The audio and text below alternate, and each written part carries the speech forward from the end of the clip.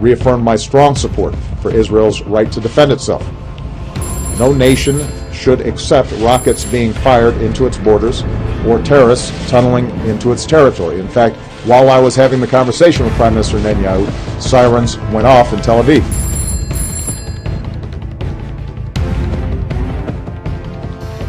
I'm outraged because the planet is pretending it's business as usual while Israel is under attack.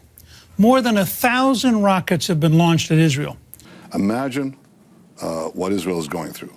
Imagine that 75% of the U.S. population is under rocket fire, and they have to be in bomb shelters within 60 to 90 seconds. What we're seeing right now is the media is misrepresenting what's going on the ground. It is accusing Israel of engaging in war crimes. And, you know, the Israelis are absolutely right in saying that they can't just sit there and let rockets rain down. They have a missile defense system which is working well, but you know, that can't be certain. This is a PR war for Hamas. Hamas did not attack Israel because it thinks it's going to win. Hamas knows it's going to lose. Hamas's goal is to increase civilian casualties. Concealed rocket launchers, weapons storage facilities, and command centers are located in civilian neighborhoods. Some of them are even located inside of houses.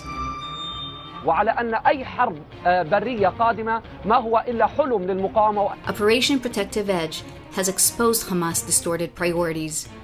The terrorist organization launches rockets from civilian areas. It also urges civilians to ignore IDF warnings before airstrikes and remain in areas from which they were told to evacuate.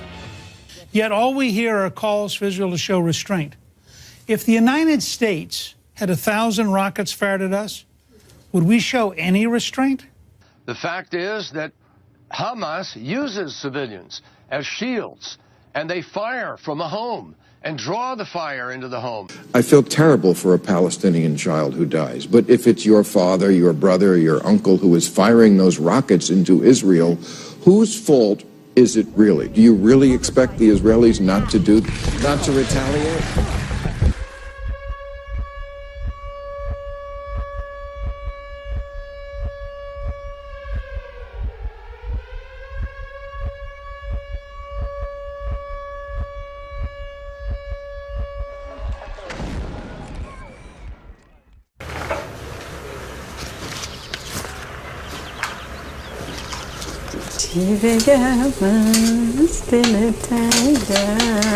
להפוך דפים?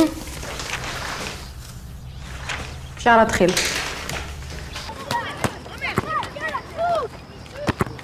גם צ'י וגם אז